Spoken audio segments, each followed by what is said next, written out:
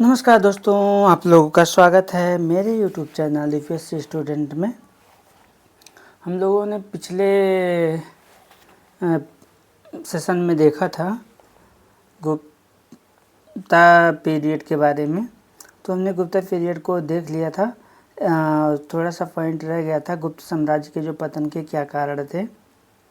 तो यहाँ से हम स्टार्ट करेंगे। इससे पहले मैं आप लोगों से यही कहना चाहूँगा,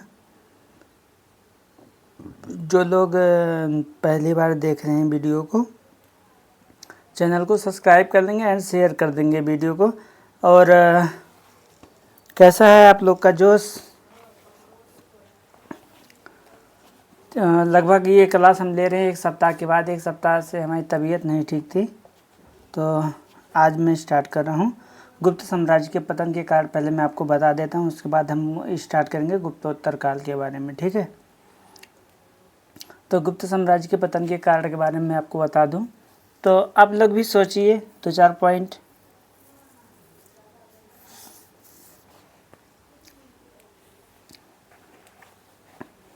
कोई भी साम्राज्य हो, उसके पतन का कारण पहले ये होता है कि अयोग्य उत्तराधिकारी का होना।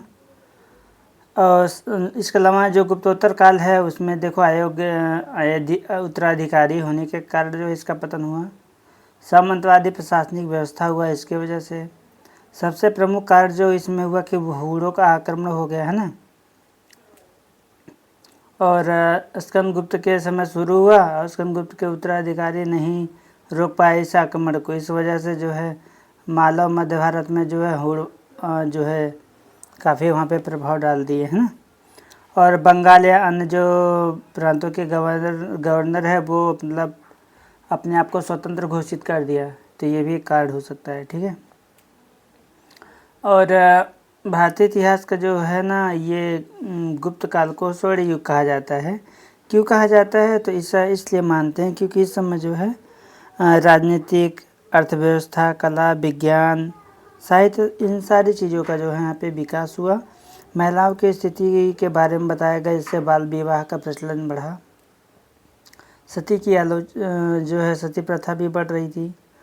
चंडालों के साथ जो है अस्पृश्यता का व्यवहार हो रहा था। तो ये सारी चीज़ें जो हो रहा था, तो इसके वजह से थोड़ा सा ये कलंकित भी करता है गुप्त साम्राज्य को कि मतलब कैसा स्वर्ण युग जिसमें जो है महिलाओं की स्थिति खराब हो रही है, चंडालों लोगों के साथ जो है अस्पृश्यता का व्यवहार हो रहा है, दास प्रथा की जो है उपस्थिति बनी हुई है, शूद्रों के जो है अत्यंत सीमित अधिकार भी हैं, है ना। तो कुछ ही लोगों के लिए ये गुप्त काल जो है ना वो माना जाता है। बाकी कई ऐसे वर्ग हैं जिनके लिए ये चीज़ें बहुत ही ख़राब हुई। इस प्रकार यह कहा जा सकता है कि गुप्त काल जो है ना कुछ आयामों में जो है निश्चित तौर पर स्वर्ण काल था, लेकिन जो है प्रत्येक आयाम जो हमने अभी आपको बताया उसमें जो स्वर्ण काल कहना उसको गलत ही माना जाएगा। क्योंकि कैसा स्वर्ण काल जिसमें महिलाओं को जो है उनके अधिकार नहीं मिले, है ना। चंडालों को उनके अधिकार नहीं, दास प्रथा और सारी चीज़ें अभी भी उपस्थित है। शूद्रों के साथ भी पीड़ादायक व्यवहार किया जा रहा है, सीमित अधिकार है उनको, बाल विवाह हो रहा है महिलाओं का। तो ये कहना सर्वथा उचित नहीं होगा, है ना। राजनीतिक व्यवस्था में जैसे सुव्यवस्थित, सुसंगठित तथा जो है केंद्रीकृत प्रशासनिक व्यवस्था इनकी थी। समुद्रगुप्त ने जो है साम्राज्य की सीमाओं का विस्तार भी किया। और चंद्रगुप्त फर्स्ट जो है, समुद्रगुप्त और चंद्रगुप्त द्वितीय जो जैसे शक्तिशाली शासक भी इस साम्राज्य में हुए। तो इस वजह से ये सारी चीज़ें हो सकती हैं कि जहाँ से लोग कह सकते हैं कि जो है गुप्त काल स्वर्ण युग था, है ना। फाहियान के अनुसार भी जो है सभी को जो है न्याय दिया जाता था, ऐसा कहा जाता है। कानून व्यवस्था की यह स्थापना हुई थी। तो कुछ मामलों में ऐसा देखने को मिलता है। इसके अलावा सांस्कृतिक अर्थव्यवस्था भी हमारी थी, है ना, जिसमें जो है गुप्त काल की अर्थव्यवस्था जो है समृद्ध तथा जो है सशक्त दिखाई देती है। इस समय जो है दिनार के रूप में सर्वाधिक जो है स्वर्ण मुद्रा जारी की गई, और जिसके द्वारा जो है बड़ी मात्रा में चांदी के सिक्के भी प्राप्त हुए। कृषि में जो है अधिशेष उत्पादन से व्यापार और जो शहर हैं वो भी प्रफुल्लित हुए, उनका भी उत्पत्ति हुआ, है ना। और इसके अलावा इसमें हम ये भी कह सकते हैं कि व्यापार की समृद्धि जो है गुप्त काल में विकसित श्रेणियों की संख्या में जो है वृद्धि से जो है प्रमाणित होती हुई दिखाई देती है। सशक्त कराधान व्यवस्था इनका जो था उसके बारे में बात कर सकते हैं। इसके अलावा इनका कला का भी विकास हुआ। जैसे इन्होंने क्या किया, कला में जैसे इन्होंने प्रत्येक रूप में कई चीज़ें की, जिसमें से बताया जाता है कि जैसे कि मूर्ति, संगीत, चित्रकला, वास्तुकला इनके समय में विकसित हुआ। मंदिर वास्तुकला के तहत जो है दशावतार मंदिर देखने को मिलता है जो इन्होंने निर्माण किया। चित्रकला में भी अजंता एलोरा की जो गुफाएं हैं ना, अजंता की गुफाएं की जो भित्ति चित्रकारी है, भित्ति पेंटिंग है, वो देखने को मिलता है। तो इसके तहत जो हम कह सकते हैं कि जो है, हाँ एक चीज़ और इम्पोर्टेंट, जैसे मथुरा शैली में भगवान बुद्ध और विष्णु व अन्य देवी देवताओं का भी मूर्ति इन्होंने निर्माण करवाया। तो इन सारी चीज़ों को देखते हुए हम कह सकते हैं कि कला का भी थोड़ा बहुत मतलब विकास हुआ। विज्ञान का भी विकास हमने आपको बताया ही था, है ना। साहित्य के भी विकास में कई चीज़ें हुआ, जैसे कि इनके कालिदास वगैरह जो चीज़ें थे तो सारा चीज़ इनके ही समय में हुआ, है ना। जैसे साहित्य के विकास में मुख्य रूप से सांस्कृतिक साहित्य का स्वर्ण युग इसको इसलिए माना जाता है क्योंकि कालिदास, भास, विष्णु शर्मा, है ना, और शूद्रक जैसे जो है महान लेखक इनके समय में जन्म हुआ गुप्त साम्राज्य में। और आचार्य विष्णु शर्मा जो है के द्वारा लिखी गई जो पुस्तक है वो पंचतंत्र है। बाइबल के जो है बाद विश्व के सर्वाधिक लोकप्रिय रचना उसको माना जाता है। और कालिदास का भी जो है द्वारा जो है अभिज्ञान शाकुंतला नाटक विश्व की जो है 100 सबसे उत्कृष्ट पुस्तकों में उसको शामिल किया गया। तो ये सारी चीज़ें थी, ठीक है। अब मैं आपको एक मीन्स का क्वेश्चन पूछ लेता हूँ, आप इसको बना के आंसर लिख सकते हैं। जैसे ये पूछा जा सकता है कि गुप्त काल को भारतीय इतिहास का स्वर्ण युग कहा जाता है, इस कथन का परीक्षण करें, है ना।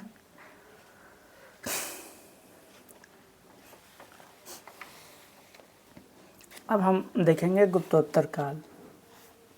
कोई डाउट हो तो आप लोग कमेंट बॉक्स में कमेंट करके पूछ सकते हैं।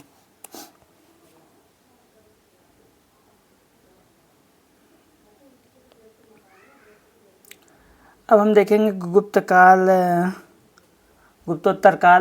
काल में हम इसका पहले सामान्य परिचय देखेंगे, है ना, सामान्य परिचय। उसके बाद हम देखेंगे इसमें अलग अलग जैसे हूण हो गए, है ना,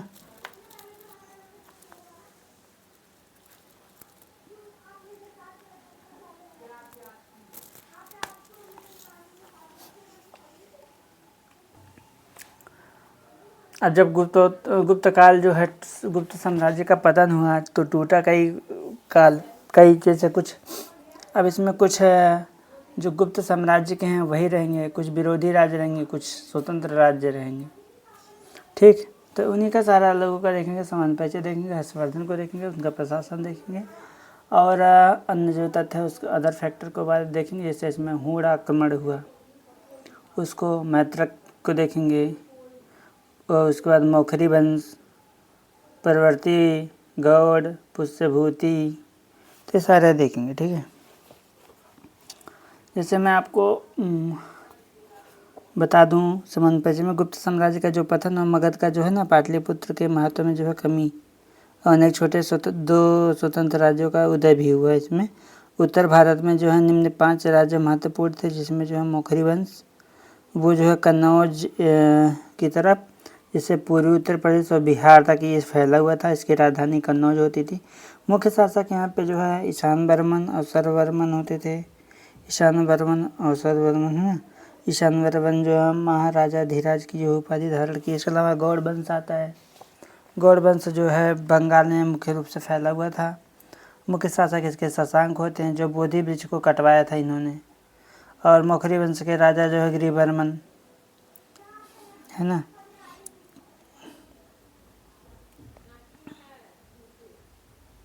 की हत्या भी किया था ये।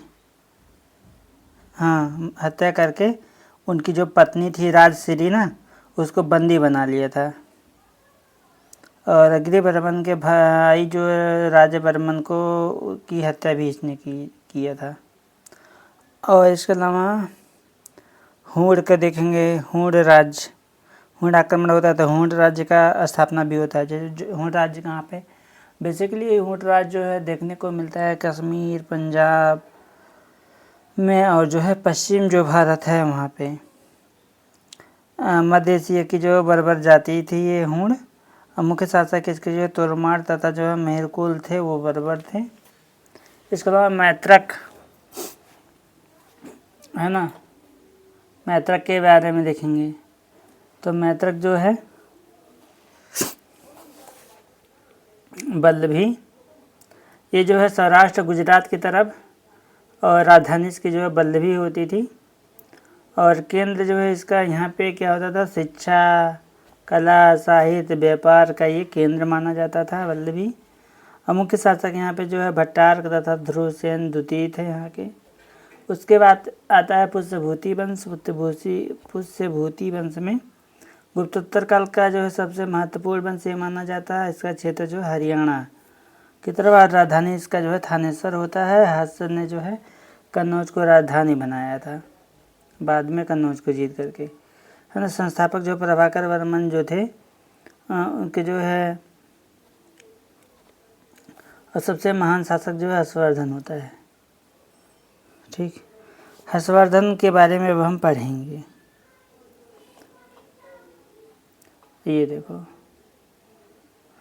हूण आक्रमण जो है दो शाखाएं में होता है, एक पूर्वी शाखा, एक पश्चिमी शाखा, एक पूर्वी शाखा। एक रोमन साम्राज्य की तरफ से, एक भारत में जो स्कंदगुप्त द्वारा पराजित किया गया था इनको। तो मड़वा उसका जो है पुत्र मेहरकुल, ये दोनों थे, ठीक है, मेन। उसके बाद मेहरकुल के बारे में बताया गया, हूण शासक तोरमाड़ का पुत्र था ये, महान सेवा अनुयायी था। जानकारी इसका जो है मंदसौर प्रशस्ति, कुमार गुप्त का जो है तथा यशोवर्मन का जो अभिलेख वहाँ मिलता है। बौद्ध व जैन धर्म का विरोधी था ये, कमजोर शासक था, है ना, वीक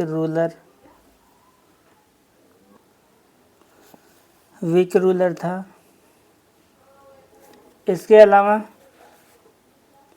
देखो मेहरकुल, है ना, महान कमजोर शासक था। अलीकर वंश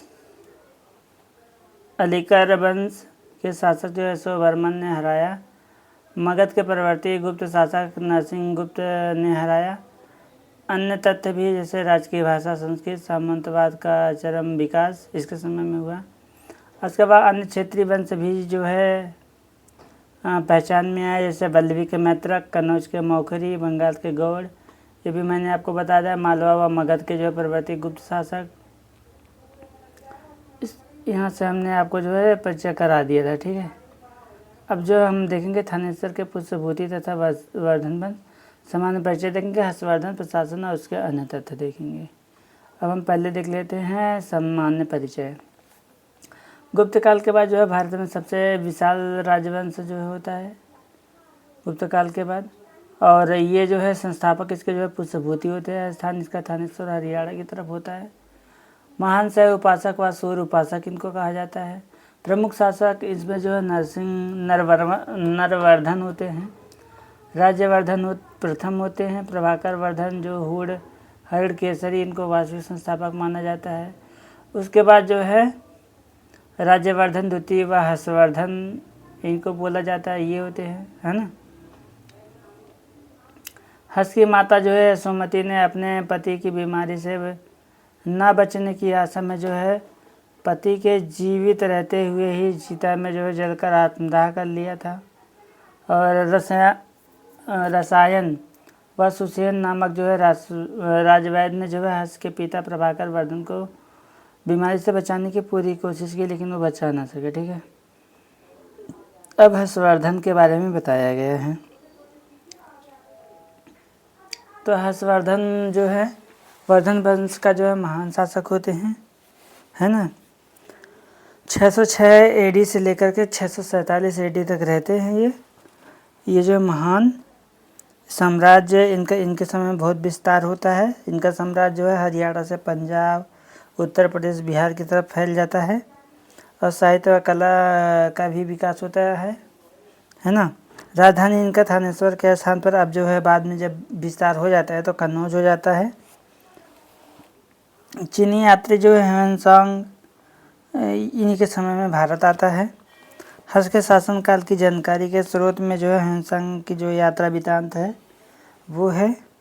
बाणभट्ट ने जो है संस्कृत विद्वान हर्ष के जो है दरबारी कवि हर्षचरित्र है ना, ये सारी चीज़ें हर्षचरित्र जो है उसके जीवनी संस्कृत भाषा में लिखी गई है। कादम्बरी भी है जिसमें संस्कृत नाटक है कादम्बरी तथा चंद्रपड़ी है ना, चंद्र क्या नाम है उसका, उसकी जो है कहानी इसमें है। ठीक है, तो इसको हम देख लेते हैं इसमें फटाफट। तो हर्षवर्धन जो है वर्धन वंश का अंतिम शासक होता है और राज्यारोहण इसका जो है 16 वर्ष की आयु में होती है। 606 एडी में 606 एडी में हर्ष संवत लागू इसने चलाया था और राजधानी जो है कन्नौज से इसने अपनी राजधानी थानेश्वर कर लिया था।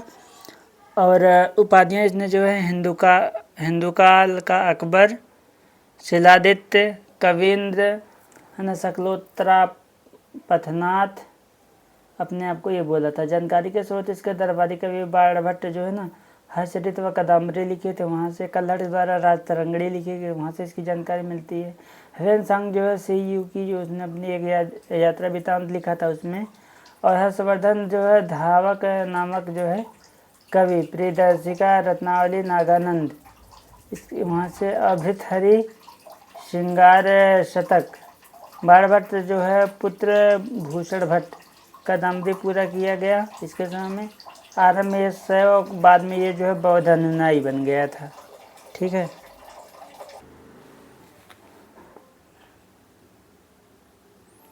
ठीक है। उसके बाद राजा प्रभाकर वर्धन आते हैं, परम उनको भट्टारिक व महाराजा धीराज की धारण करते हैं। पत्नी उनको ये सोमती होती हैं राजवर्धन। उसके बाद राजश्री और हर्षवर्धन ये तीनों इनके संतान होते हैं यशोमती के, है ना। अब जो राजवर्धन है वो मालवा राजा देवगुप्त द्वारा हत्या उनकी होती है। और उसके बाद जो है हर्षवर्धन ने जो है दोस्त गौड़ राजा शशांक उनकी हत्या करता है क्योंकि वो अपने भाई का बदला लेता है। मौखरी राजा राजश्री से विवाह कर लेता है, मौखरी राजा गृहवर्मा। ठीक है।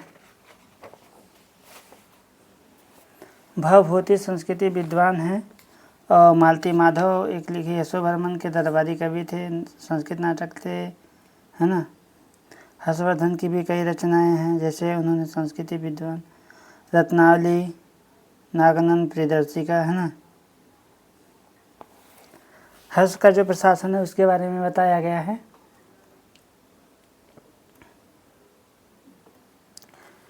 तो हर्ष का जो प्रशासन है, शासन का जो केंद्र होता था राजा के पास होता था और राजा की सहायता के लिए जो है मंत्रिपरिषद व जो अधिकारी होते थे। यह शासन भी जो है गुप्त काल की तरह ही था, जैसे सामंती पद्धति और विकेंद्रीकृत पद्धति दो तरीके का होते थे, है ना। अधिकांश अधिकार गुप्त काल की तरह होते थे। राजस्थानी विदेशी सचिव और यामासेटिस होते थे जो शाही हरम का जो प्रमुख होते थे, राजा विश्राम की जगह वो करते थे। और हर्ष के शासनकाल में कानून व्यवस्था कमज़ोर मतलब माना जाता था, है ना, लेकिन जो है कठोर दंड दिया जाता था ताकि जो है आगे से कोई ऐसा गलती ना करे। अधिकारियों को जो है पुरस्कार के रूप में भूमि देने का जो है प्रथा आरंभ किया गया। हर्षवर्धन के काल की जो है जानकारी किन स्रोतों से मिलती है तो उसके जो है प्रशासन को समझाइए, है ना। तो ये चीज़ें हैं। हर्ष का जो राजस्व प्रशासन उसके बारे में भी हम देखेंगे। तो पहले देखेंगे तो इसका समय जो है प्रशासनिक शासन में निरंकुश राजतंत्र होता था। महाराजा अथवा जो है महासामंत हर्ष के जो है अधीनस्थ शासक होते थे। सचिव या जो है अमात्य मंत्री होते थे। चाट या भाट जो है पुलिसकर्मी होते थे। तुल्यांत्र सिंचाई का साधन होता था। मंत्रिपरिषद जो है भंडी, सिंहनाद, कुंतल, स्कंदगुप्त। भंडी जो है प्रधान सचिव, सिंहनाथ प्रधान सेनापति होता था। कुंतल अश्व सेना का प्रधान होता था। स्कंदगुप्त जो है गज सेना का प्रमुख होता था। अब साम्राज्य होता था, देखो भुक्ति, उसके बाद भुक्ति है ना। साम्राज्य में राजा, भुक्ति जैसे उपारिक अथवा राष्ट्रीय और लोकपाल होते थे, ये मतलब प्रांतपति होते थे यही। इसके बाद विषयपति आता था। उसके बाद पाठक आता, जो आधुनिक तहसीलदार होते हैं आज के समय में, उनको बोलता था पाठक। उसके बाद ग्राम छपटलिक, वो जो है ग्रामपति उसको बोलते थे, प्रधान की तरह काम करता था। महत्वपूर्ण कार्य के बारे में बताया गया है, जिसमें प्रयाग महामोच परिषद इन्होंने किया है ना, जिसमें जो है प्रत्येक 5वें वर्ष जो है प्रयागराज में धर्म महासम्मेलन होता था। और भारतीय हातिम अत्यधिक दान देने वाला इसको कहा जाता था। और ह्वेनसांग जो है 6वें महोत्सव में शामिल, जहाँ जो है 18 देशों के जो है राजा आए थे, है ना। और कन्नौज धर्म सभा इन्होंने आयोजित करवाया था, जिसमें जो है महायान शाखा ह्वेनसांग को जो है मोक्ष देव व जो है महायान देव की उपाधि भी मिली थी। हर्ष जो है 641 ईस्वी में अपने दूत चीन भेजे, जो मतलब चीनी दूत उसके दरबार में आए थे, है ना। हर्ष ने जो है कश्मीर के शासक से जो है बुद्ध के दंत अवशेष बलपूर्वक प्राप्त किया था, है ना। इसके अलावा हर्ष ने जो है कामरूप के जो है राजा भास्कर वर्मा का जो है सहायता से शशांका को हराया। और पुलकेशन द्वितीय ने जो है हर्षवर्धन को हराया, है ना। नर्मदा तट जानकारी इसकी मिलती है ऐहोल प्रशस्ति में। चीनी यात्री ह्वेनसांग कहता है कि यात्रियों में राजकुमार जो है नीति का पंडित वर्तमान शाक्य मुनि इसको कहा जाता था। रचना इसका जो है सीयू की, इसमें उद्देश्य इसका जो है नालंदा में बौद्ध धर्म का अध्ययन करते हुए, है ना, भीनमल जल और राजस्थान की यात्रा में निर्दोष सिद्ध करने की जो, है ना, ये सारी चीज़ें, ठीक है। इसके अलावा 637 ईस्वी में नालंदा विश्वविद्यालय कुलपति आचार्य शीलभद्र और मथुरा सूती वस्त्र के लिए प्रसिद्ध इसी के समय में बना, है ना। और वाराणसी में जो है रेशमी वस्त्रों के लिए प्रसिद्ध हुआ। कामरूप के जो शासक थे भास्कर वर्मा, पल्लव नरेश, नरसिंह वर्मा, चालुक्य, पुलकेशन, इन सभी इसके समकालीन थे। त्रिपक्षीय संघर्ष भी देखने को मिलता है कन्नौज को लेकर के, क्योंकि पाल चाहते हैं कि वो कन्नौज पे शासन करें, गुर्जर चाहते हैं कि वो गुर्जर प्रतिहार वंश चाहता है कि वो उस पर शासन करे, और राष्ट्रकूट चाहता है कि वो शासन करे, है ना। हर्ष के मृत्यु के कुछ समय पश्चात कन्नौज के सिंहासन पर जो है यशोवर्मन नामक शासक ने अधिकार कर लिया था। कवि जो है वाक्यपति प्रकृति, है ना, भाषा में गोड़वाहो भवभूति, तीन नाटक मालती माधव, है ना, उत्तरचरित, महावीर चरित। इस संघर्ष में जो है अंततः गुर्जर प्रतिहारों को सफलता मिली। नागभट्ट द्वितीय ने जो है कन्नौज को राजधानी बनाया, और जो है त्रिपक्षीय संघर्ष के समय कन्नौज पर जो है शक्तिशाली अयोध्या शासकों का जो है शासन था, है ना। अब मैं आपको बता दूं, हर्ष राजस्व प्रशासन भी है, जिसमें लगभग जो है गुप्त काल की तरह था। ह्वेनसांग जो है राजस्व को 4 भागों में बांटा, एक राजा, एक धर्म, एक अधिकारी, एक विद्वान के। धर्म नीति इसमें क्या होती थी, हर्ष जो है ना बौद्ध धर्म का अनुयायी था, तो धार्मिक सहिष्णुता की नीति का पालन करता था। हर्ष जो है धार्मिक महासभा का आयोजन करता था। प्रयागराज में जो है प्रत्येक 5 साल में ये मेला लगवाता था। तो आज वही देखो जो है कुंभ का मेला वगैरह धीरे धीरे लगने लगा, है ना। भगवान कृष्ण का जो है महत्व बढ़ गया था, बढ़ जाएगा इसके बाद, इसके समय में। हर्ष के जो है काल में समाज के बारे में बताया तो वर्ण व्यवस्था तथा जाति व्यवस्था था। ह्वेनसांग जो है शूद्र, कृषि और जो है गरीब, है ना, ये शूद्र जाति से माना जाता था। महिलाओं की जो दयनीय स्थिति थी वो समय सती प्रथा था, बाल विवाह था, शिक्षा नहीं था, शिक्षा सबको नहीं मिलता था, विधवा पुनर्विवाह भी नहीं था, और समाज में अस्पृश्यता को देखने को जो है मिलता था। चांडाल और सफाई वर्ग भी मिलते थे।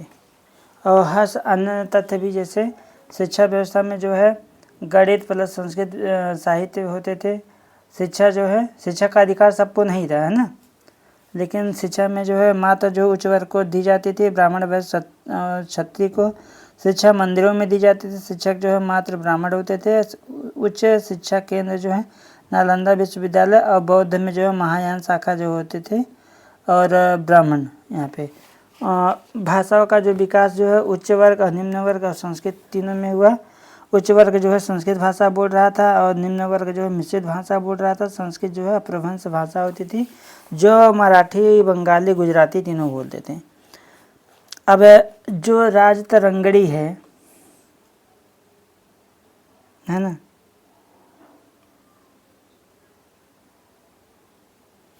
कहा जाता है कि जो राजतरंगड़ी है 12वीं सदी के जो है कश्मीर का जो है इतिहास है। लेखक जो है कल्हड़, भारतीय लेखक के द्वारा लिखी गई क्रमबद्ध इसमें इतिहास की प्रथम पुस्तक कश्मीर का इतिहास इसमें है। जयदेव ने गीत गोविंद लिखा है। विल्हर जो है विक्रमानंद देवचरित लिखा। उसके बाद आता है कामरूप राज्य आ जाता है ना। दक्षिण भारत के जो प्रमुख राजवंश जिसमें पल्लव वंश, चालुक्य वंश, राष्ट्रकूट, चोल अन्य भी, है ना। कामरूप वंश के बारे में थोड़ा सा पढ़ लेते हैं उसके बाद, क्योंकि पल्लव तो हमने पहले पढ़ लिया है। तो कामरूप वंश के बारे में बता देते हैं, थोड़ा सा ही है, उसके बाद आगे बढ़ जाएंगे। तो कामरूप वंश जो है गुप्तोत्तर काल में पूर्वोत्तर का जो है प्रमुख राज्य है। बस परिचय ही है, इसमें ज़्यादा कुछ है नहीं, इस वजह से इसको हमने छोड़ दिया।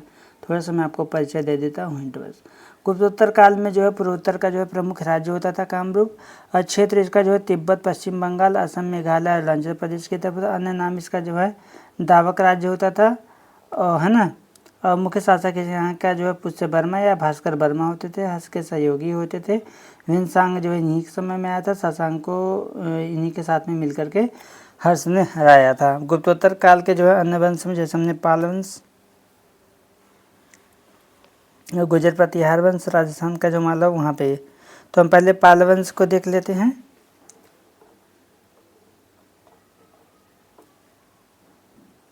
तो हम पहले पहलव को देख लेते हैं ना, पल्लव वंश को। पल्लव को देख लेते हैं जिसमें सिंह, विष्णु और चालुक्य को देखेंगे, है ना।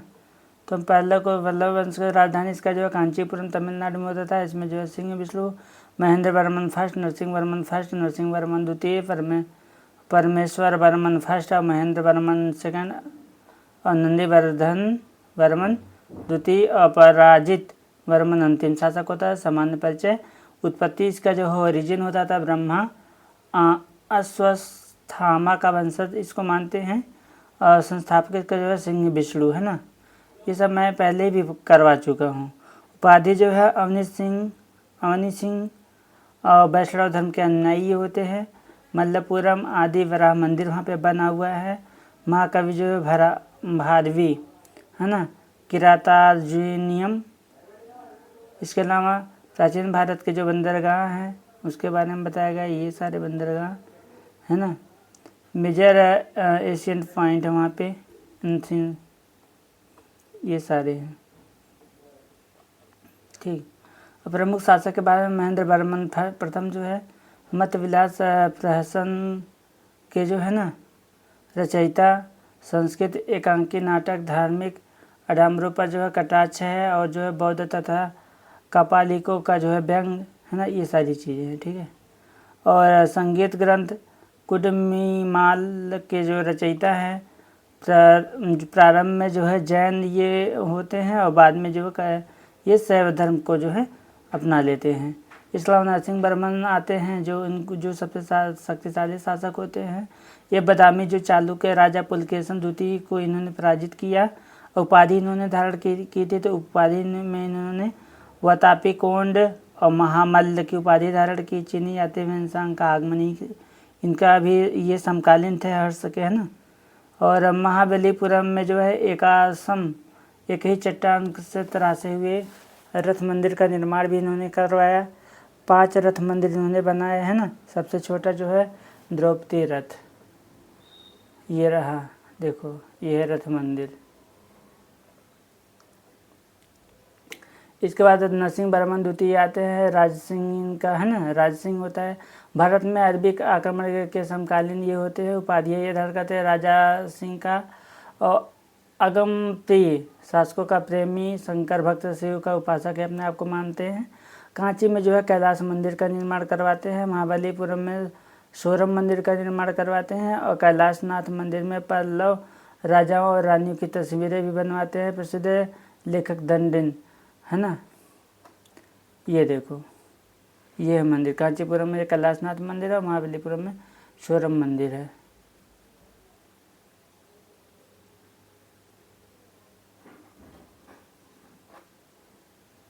इसके बाद आता है परमेश्वर प्रथम आते हैं, उन्हें उपाधि धारण करते हैं। लोकादित्य का, एकमल्ल का, रणंजय का, अत्यंतकाय का है ना, ये इनकी उपाधि सब होती है।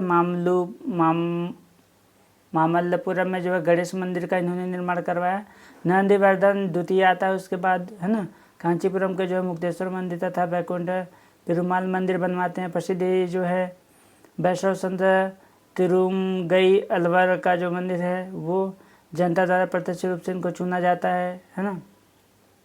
नंदीवर्धन तृतीय आता है उसके बाद शैव धर्म का अनुयायी होता है। प्रसिद्ध जो तमिल कवि संत पेरुदेवनार भारत वेड़ा व ग्रंथ नामक ग्रंथ से इनका साक्ष्य मिलता है। पल्लव वंश का जो है अंतिम शासक ये होते हैं ना। उसके बाद जो है ये देखो द्रविड़ कला का, अब द्रविड़ कला का जो है आरंभ इसी के समय में होता है, पल्लव का जो वास्तुकला में है ना। और मंदिर स्थापत्य कला इसी समय होता है, जो मंडप और रथ वाला विशाल मंदिर, ये सारी चीज़ें ठीक है। महन शैली और मामल्य शैली, राजसिंह शैली, नंदीवर्धन शैली, ये सारी शैली का जो है विकसित होता है। ये देखो माने ये बना है ना, पहाड़ को काट करके पहाड़ के अंदर में गुफा टाइप का बना है। ये देखो मंडप बना है ना, तो इस टाइप का मंदिर का विकास होना स्टार्ट हो गया था। ये तो मैंने आपको दिखाया था। ये देखो त्रिमूर्ति गुफा है, अर्जुन की तपस्या, गंगा आवरण है ना। ये सब देखिए पत्थर काट करके बड़ा बड़ा शिलालेख काट करके उसके अंदर में सब बनाया गया है पहाड़ों में। पंच पांडव मंडप है, जो पांचों पांडव थे यहाँ पे।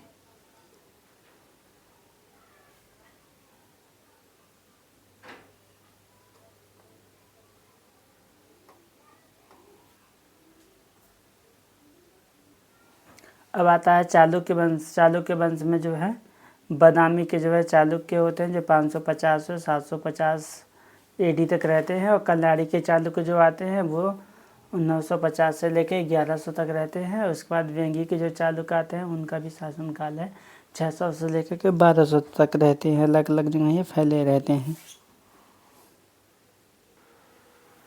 अब ये जो बादामी के चालुक्य हैं ये हैं जय सिंह, पुलकेशन द्वितीय प्रथम है, फिर कीर्तिवर्धन प्रथम है, फिर मंगलेश है, फिर पुलकेशन द्वितीय है, फिर विक्रमादित्य है, फिर विनयादित्य है, विजयादित्य है, फिर कीर्तिवर्धन द्वितीय है ना।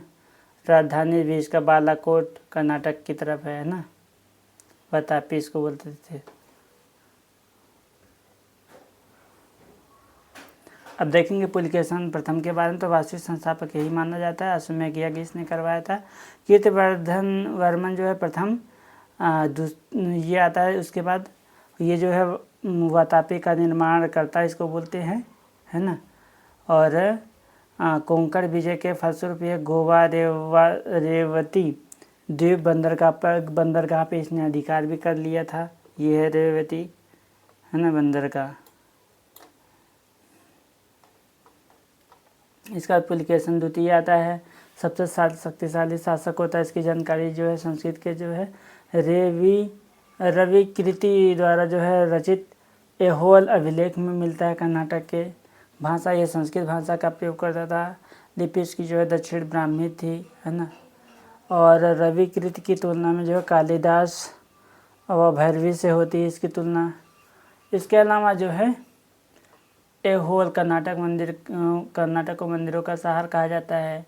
नर्मदा के तट पर हर्षवर्धन को पराजित किया था इसने, और उपाधि भी इसने धारण की थी जिसमें सत्ताश्रय, परमेश्वर व दक्षिणा पथेश्वर इसको बोला जाता था।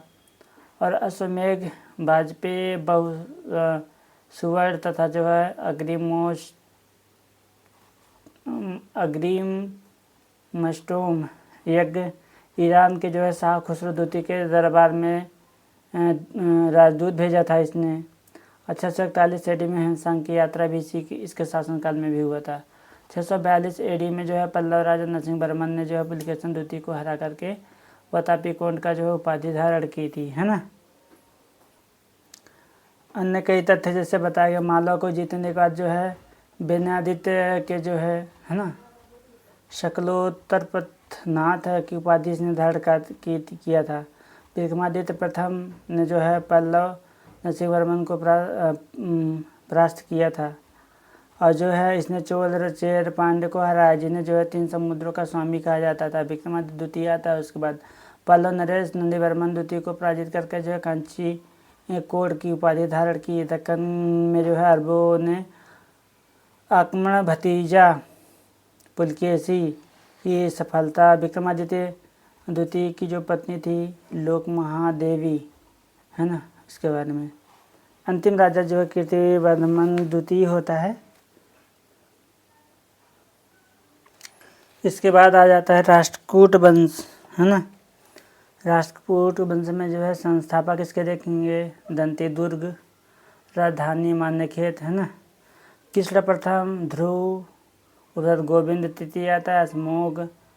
अमोघ वर्ष आता है। उसके बाद कृष्ण द्वितीय आता है, इंद्र तृतीय आता है, कृष्ण तृतीय आता है। और प्रमुख शासक जो है दंती दुर्ग होता है। तो संस्थापक जो है इसका 752 में चालुक्य राजा कीर्तिवर्मन को पराजित किया। राजधानी जो इसका मान्यखेट, कर्नाटक। प्रारंभ में जो है दंती दुर्ग चालुक्यों का सामंत था। उपाधि जो है ये पृथ्वी वल्लभ, परमेश्वर और जो है परम भट्टारक की उपाधि होती है इसकी। दंती दुर्ग में हिरण्यगर्भ धार्मिक कार्य कराया था इसने। उसके बाद कृष्ण प्रथम आता है ना। ये चीज़ें हैं।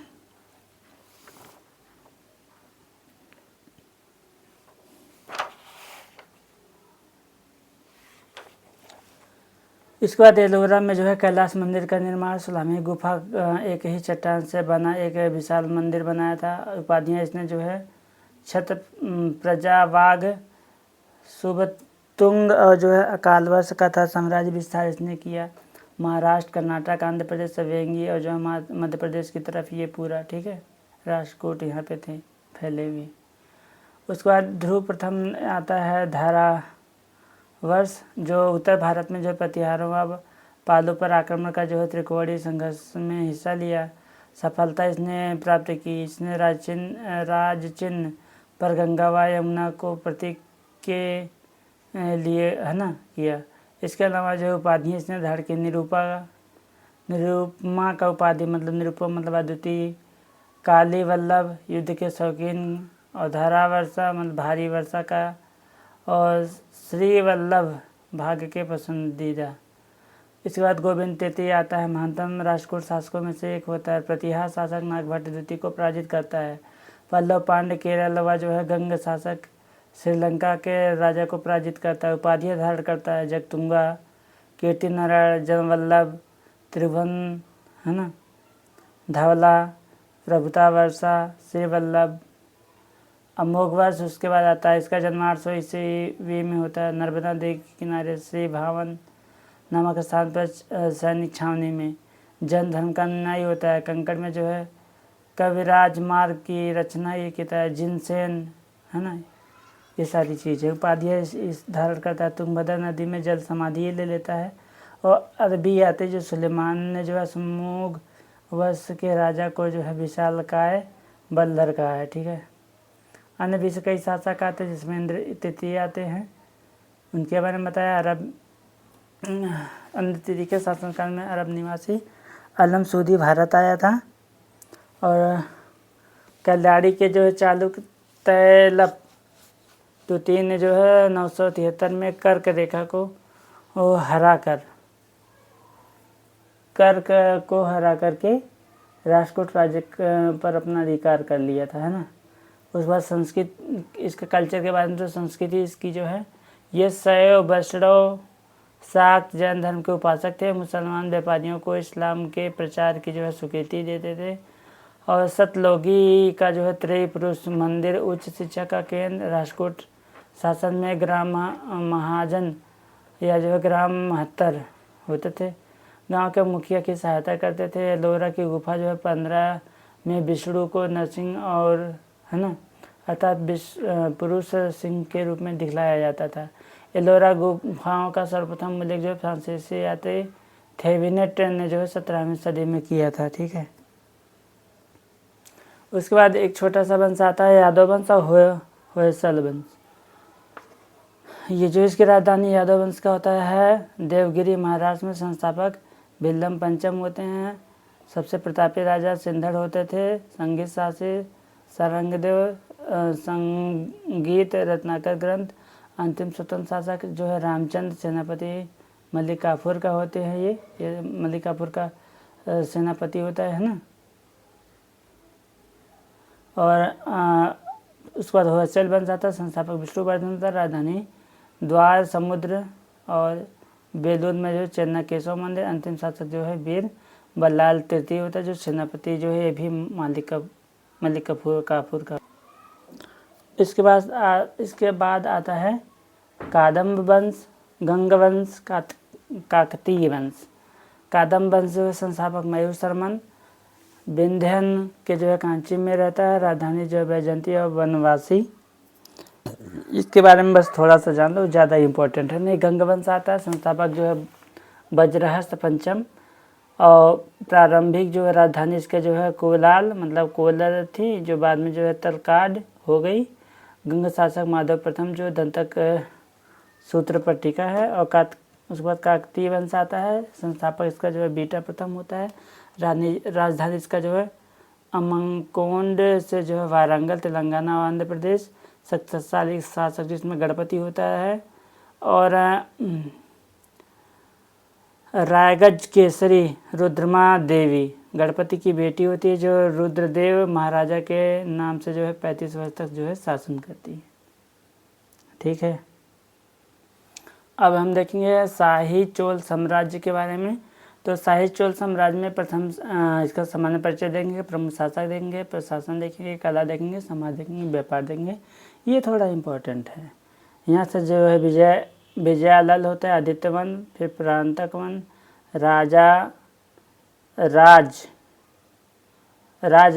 प्रथम आता है, कुलोतुंग आता है, बेकमफस, राजेंद्र तृतीय अंतिम शासक आता है ना। ये थोड़ा सा इम्पोर्टेंट है, देख लेते हैं इसके बारे में। तो सामान्य परिचय जो है संस्थापक 9वीं सदी में जो है विजयालय नरकेसरी जो है 850 से जो है 871 तक होता है।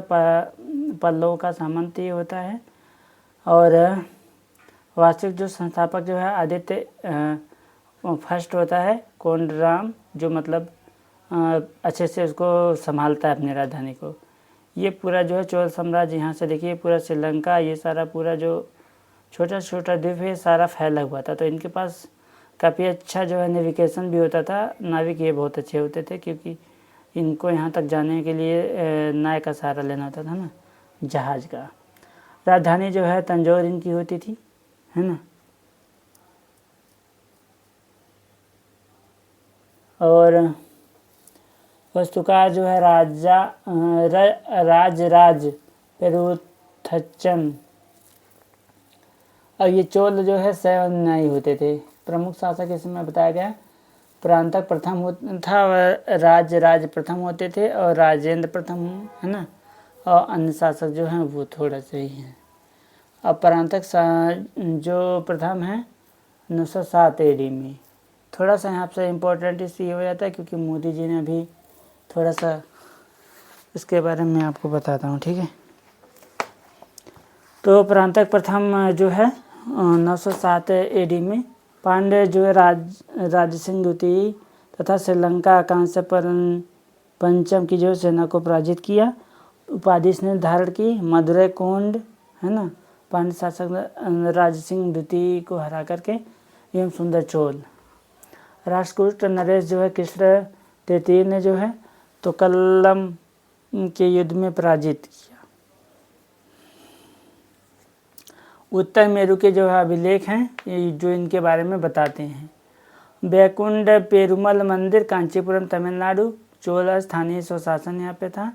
और दक्षिण भारत में चोल शासकों ने मंदिर में जो है शिलालेख उत्पन्न करवाने की प्रक्रिया शुरू की थी, है ना। अब राज प्रथम के बारे में देख लेते हैं। इनका मूल नाम था अरुलमोझी वर्मन। ये चोल शक्ति का उत्कर्ष और अस्थाई जल सेना था इनका, है ना, क्योंकि इनका साम्राज्य जो है छोटे छोटे द्वीपों में फैला हुआ था, तो वहाँ तक इनको जाने के लिए एक अच्छा नेविगेशन सिस्टम चाहिए था। उपाधि ये जो है कांडलूर स्लैकलमरूत।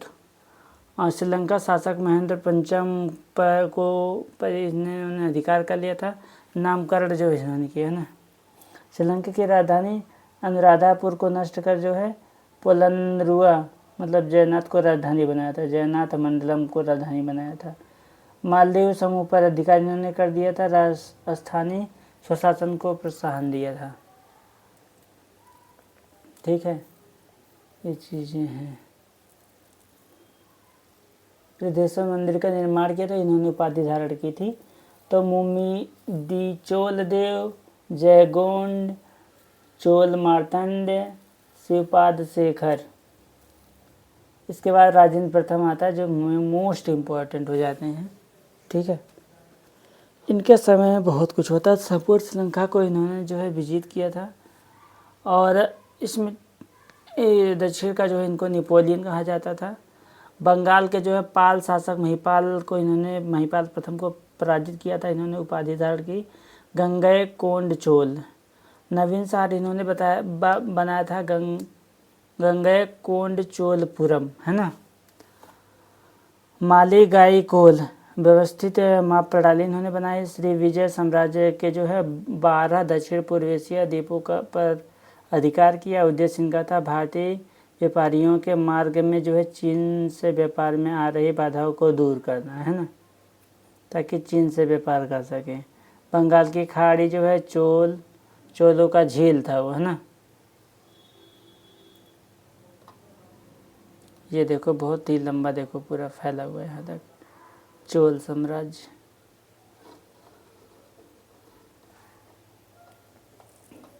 मोदी जी यहाँ पे गए थे चोल मंदिर में। पीएम मोदी ने जो है गंगई कोंडा चोलपुरम में जो है आदि तिरुथिराई महोत्सव मनाया। चोल विरासत का सम्मान किया। राजेंद्र चोल के लिए सिक्के का अनावरण किया था। हाँ, राजेंद्र प्रथम के नाम से ना। प्रथम नरेंद्र मोदी ने रविवार 27 जुलाई को तमिलनाडु के गंगाई कोंडा चोलपुरम के जो है प्राचीन शिव मंदिर में पूजा अर्चना की। शब्दार्थ गंगई मतलब गंगा, कोंड मतलब प्राप्ति, चोल मतलब चोल, पुरम मतलब शहर, है ना। बहुत सारे तालाब बनाया गया और जो है गंगा नदी से जल प्राप्ति करने के पश्चात इसमें जो है डल जाता है। राजा राजेंद्र फर्स्ट ने जो है पाल वंश के शासक को हरा करके शहर की स्थापना की थी। यूनेस्को की विश्व धरोहर स्थल में शामिल 2004 में इसको किया गया महान जीवित चोल साम्राज्य। इसके बाद आता है चोल प्रशासन। तो प्रसिद्ध जो स्थानीय शासन व नौसेना है, सामान्य प्रशासन है, स्थानीय प्रशासन है, राजस्व प्रशासन है, सैन्य प्रशासन है। इनका जो है राजतंत्रात्मक शासन होता है। संपूर्ण शक्तियाँ राजा के पास होती, महत्वपूर्ण अधिकारी होते थे। पेरुदरम उच्च अधिकारी होता था, है ना। और सेरुरन जो निम्न अधिकारी होता था। अब देखो साम्राज्य होता था, फिर प्रांत होता था, फिर कोंडम वल नाडु होता था, फिर नाडु होता था, फिर कोरम और ग्राम। और वेलनवगाई गैर ब्राह्मण किसान भूस्वामी की भूमि होती थी। ब्राह्मणों को उपहार में दी गई भूमि। 16 भोग होते उसको बोलते थे। विद्यालय के रख रखाव की जो भूमि होती थी। देवदान या जो है तिरुवन मदक्कनी मंदिर को उपहार में दी गई भूमि, और पली चंदन जैन संस्थाओं को दी गई भूमि। स्थानीय प्रशासन के बारे में बात किया गया। चोल प्रशासन को सबसे महत्वपूर्ण विशेषता जानकारी परांतक प्रथम के जो है उत्तर मेरु अभिलेख से है। 3 प्रकार के सभाओं का उल्लेख मिलता है। उर एक होता था, एक सभा या महासभा, एक नरगम। उर में क्या होता था, सभी लोगों का जो है ग्राम सभा कार्यकारिणी समिति का जो है होता था।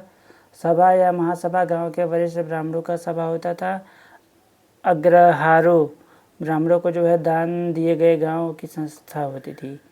नगरम मतलब व्यापारी समुदायों की प्रशासनिक सभा होती थी। समितियों के बारे में इसमें बताया गया। और स्थानीय प्रशासन समितियों द्वारा संचालित होता था। सदस्यता के लिए निम्न शर्तें होती थी।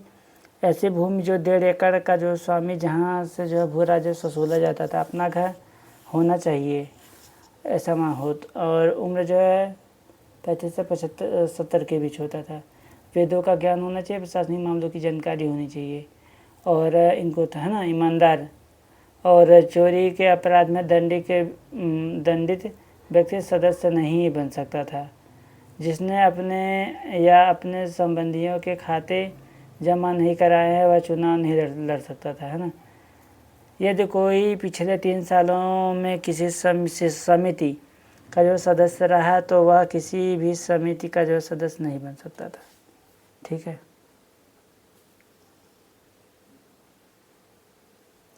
अब समितियों के बारे में बताया गया। सदस्यों का जो है कार्यावधि 360 दिनों का होता था। ग्राम सभा में जो है भूमि कर संग्रहित राशियों को जो है राजकोष में जमा कराना होता था। संग्रहित राशियों को राजकोष में। और ग्रामीण विवादों का फैसला, मंदिरों के व्यय, निर्माण व जीर्णोद्धार का, है ना, ये सारी चीज़ें। चोर राजस्व में जो है भूमि कर राज्य का जो है आय का प्रमुख साधन होता था। वेटी उसको बोलते बेगार, और जो कर में भू राजस्व। कृषि उत्पादन का 1/3 होता था। भूमि को जो है कुल 12 कोटियों में विभाजित किया गया था, 12 भागों में। व्यापार कर लगता था, विवाह कर लगता था। निकटवर्ती राज्यों में जो है लूटमार भी आय का साधन माना जाता था। राजस्व जो है आयाम सोने के सिक्के, कांसू, और जो अन्य के माप जो है कलम, 3 मण होते थे। ठीक। तो चोल समाज के बारे में बात करें तो समाज जो है 2 भागों में, ब्राह्मणों व अब्राह्मणों में बटा हुआ था। और क्षत्रिय व वैश्य वर्ग जो अनुपस्थिति उनकी होती थी। और दक्षिण वर्गीय वलैंग व जो है वाम वर्गीय अधिकारों के लिए संघर्ष करते थे। वलैंग जो है कृषि प्रधान, गए औद्योगिक श्रमिक या शिल्पकार थे। वे लाल शूद्र कृषक। और 5वां अछूत परया, सती प्रथा, देवदासी प्रथा, बाल विवाह प्रचलित था। ठीक है। अब जो है चोल कला व साहित्य देखेंगे तो कुलोतुंग प्रथम का जो है राजकवि जन्मीवर रचना और कलिंग तुपुड़। तमिल साहित्य का जो है त्रिरत्न होता था। कंबन, ओटकुट्टन, और जो है पुंगलैंडी। कन्नड़ साहित्य का जो है त्रिरत्न पंप पोन्नवरन। चोल कांस्य प्रतिमाएं संसार की सबसे उत्कृष्ट कांस्य प्रतिमाओं में गिनी जाती थी। सबसे महत्वपूर्ण जो है बंदरगाह कावेरीपट्टनम। आर एस शर्मा ने जो है कहा है कि चोल मंदिरों को जो है राज्य के अंदर, है ना, राज्य कहा जाता था। राज्य के अंदर राज्य कहा जाता था। चोल काल में जो बनी नटराज की जो मूर्ति है ना, वो बहुत ही फेमस है, और कांस्य की मूर्ति अत्यधिक प्रसिद्ध है। नृत्य रूप जो है थांडवम व नंदता का अर्धनारीश्वर आमतौर पर 4 भुजाओं वाली होती हैं। शिव की दक्षिणा मूर्ति प्रतिमा भगवान शिव का जो है एक शिक्षक रूप है जो ज्ञान और समझ का प्रतीक है। दक्षिणा मूर्ति भगवान शिव का एक जो है ऐसा रूप जो ज्ञान और समझ का प्रतीक है। उन्हें जो है वट वृक्ष के नीचे जो है ध्यानमग्न मुद्रा में दर्शाया जाता है जो ज्ञान के मौन संचार का जो है प्रतीक है ना। और इसको जो है दिल्ली में जब भारत मंडपम बना था तो वहाँ पे भी लगाया गया है। दिल्ली के प्रगति मैदान में बने भारत मंडपम में जो है नटराज की मूर्ति लगाई गई है। भारत मंडपम वही जगह है जहाँ जो है G20 समिट हुई थी, वहीं पे। अष्टधातु से बनी नटराज की ये दुनिया में जो है सबसे ऊंची प्रतिमा मूर्ति है। और मूर्तिकार जो है राधा कृष्ण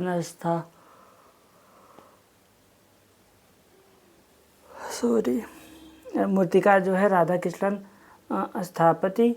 मूर्ति करीब जो है 10 करोड़ रुपए में जो है बनकर तैयार हुई है ये मूर्ति।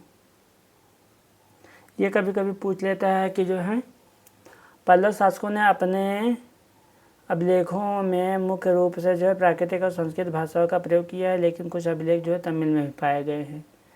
नलियार दिव्य प्रबंधम 12 जो है अलवारों द्वारा रचित है। 4000 तमिल भजनों का जो है एक संग्रह है। दक्षिण भारत में वणिक श्रेणी और अय्यावाड़ी श्रेणी, मणिग्रामम श्रेणी। दक्षिण भारत में व्यापारियों के जो है ना।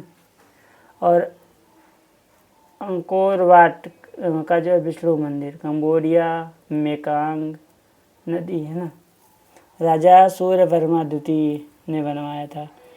खमेर यम चोल वास्तु शैली विश्व का सबसे बड़ा हिंदू मंदिर है। ठीक,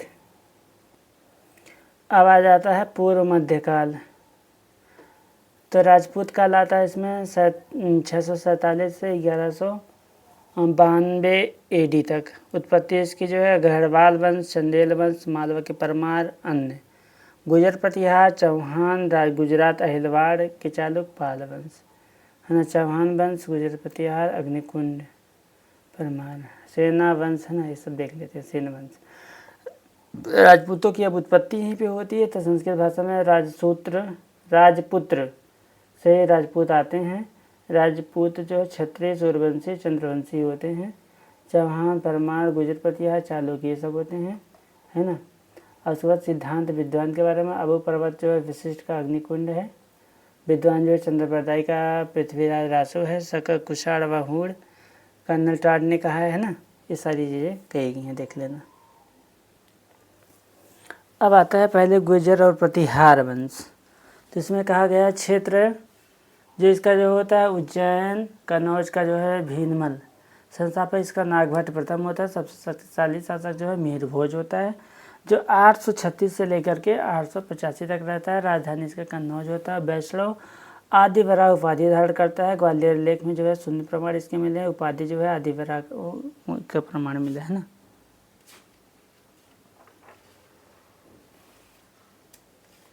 ठीक, उसके बाद आता है राजा महेंद्रपाल प्रथम आता है।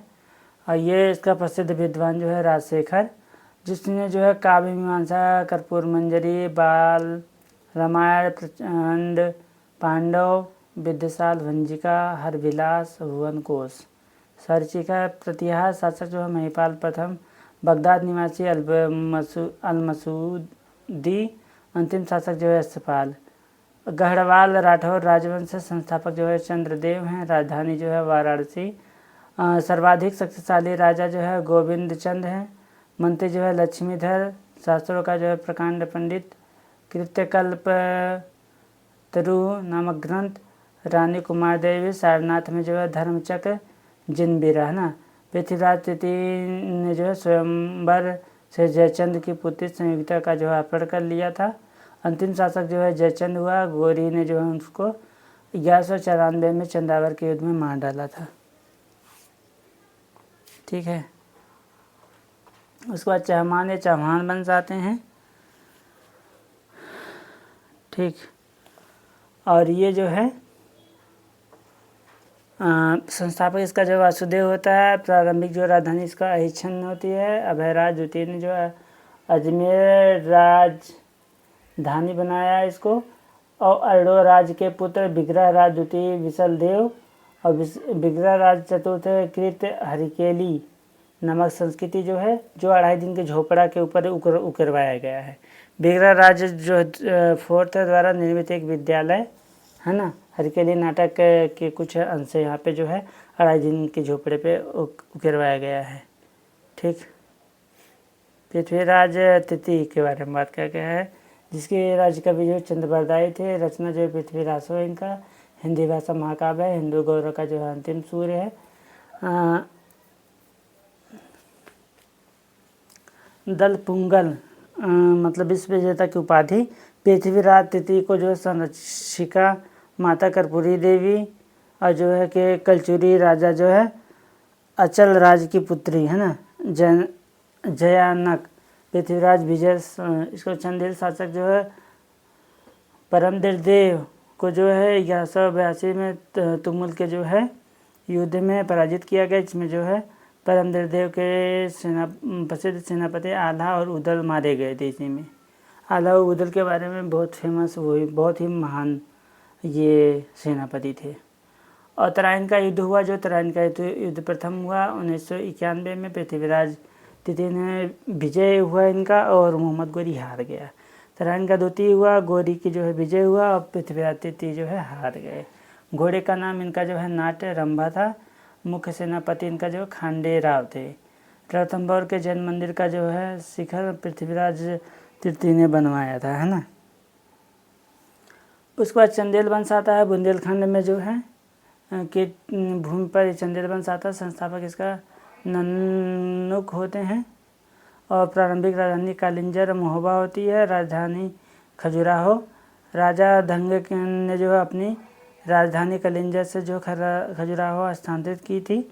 सबसे प्रतापी राजा थे यशोवर्मन, और प्रतिहार राजा देवपाल को हराया था इसने। इससे जो है एक विष्णु की प्रतिमा प्राप्त की, और इससे जो है उनसे खजुराहो के जो विष्णु मंदिर में स्थापित किया गया, है ना। ये है खजुराहो का मंदिर।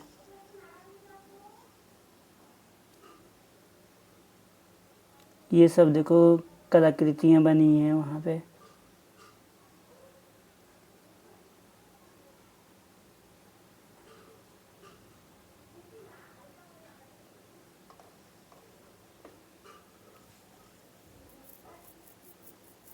हिंदू और जैन धर्म के मंदिर है।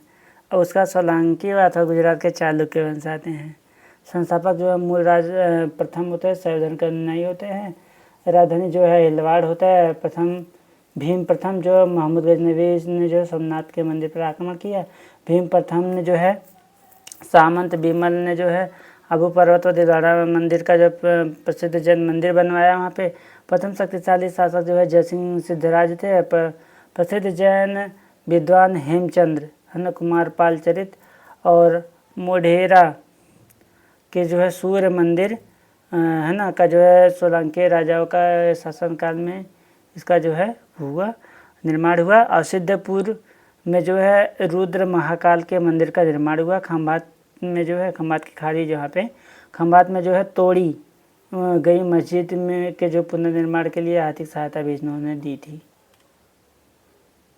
अब इसके बाद आ जाता है पाल वंश। संस्थापक जो है इसके गोपाल होते हैं।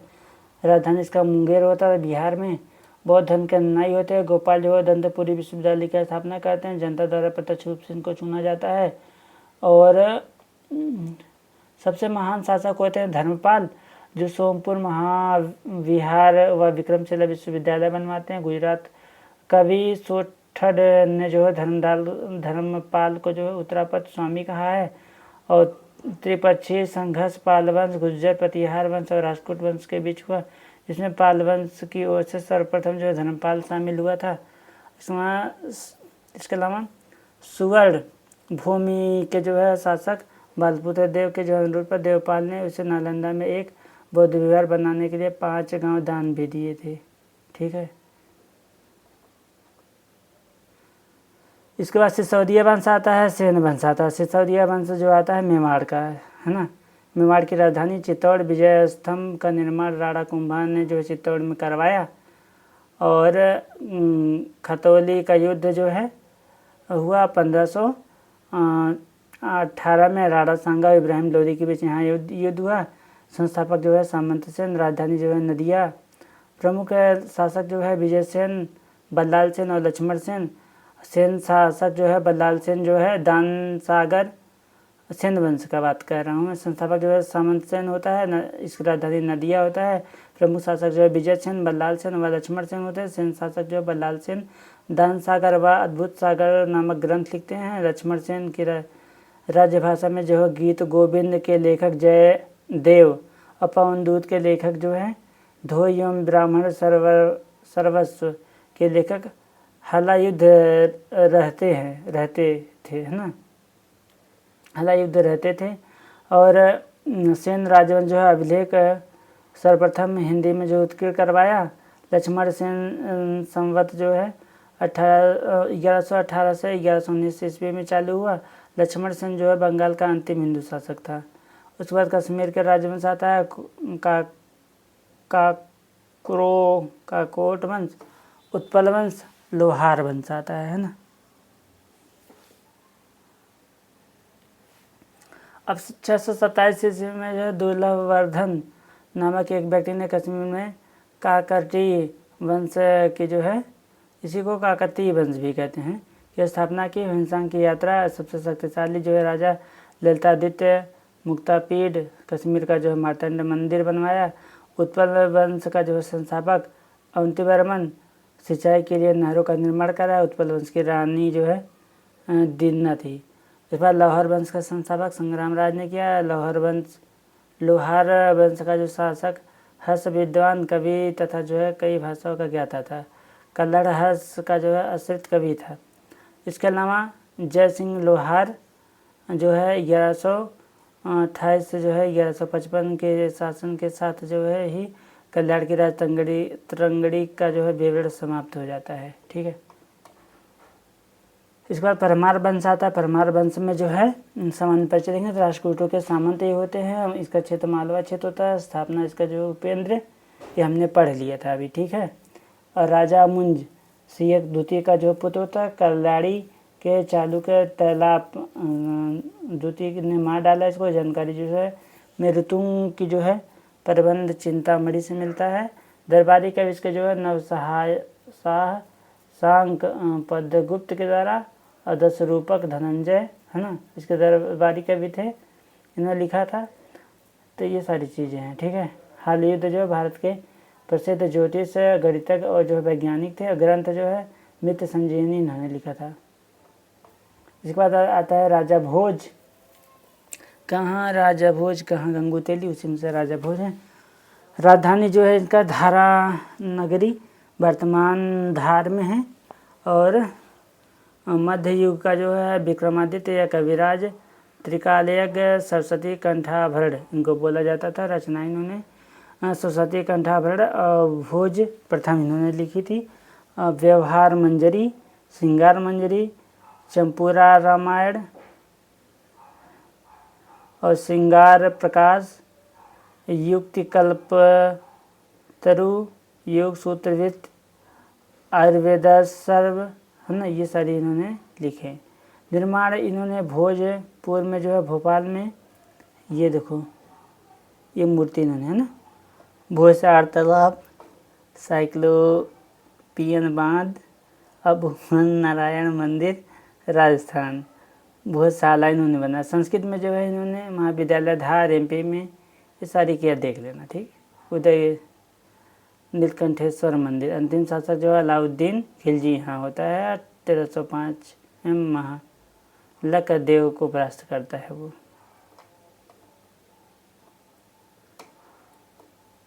बस यहीं तक है, ख़त्म। एशियंट हिस्ट्री आज हमारा ख़त्म हो गया। अब हम लोग पढ़ेंगे मिडाइवल हिस्ट्री अगले सेशन में। आप सभी का धन्यवाद। जो लोग भी हमारा शुरू से आखिरी तक साथ दिए उनका भी धन्यवाद। जो लोग पढ़ रहे हैं उनका भी धन्यवाद। आप लोगों को अगर अच्छा वीडियो लगा हो, सेशन अच्छा लगा हो, तो प्लीज़ लाइक करिएगा और ज़्यादा से ज़्यादा शेयर कर दीजिएगा। धन्यवाद। इसका प्लेलिस्ट पड़ा हुआ है, आप जा कर के यूट्यूब में देख सकते हैं।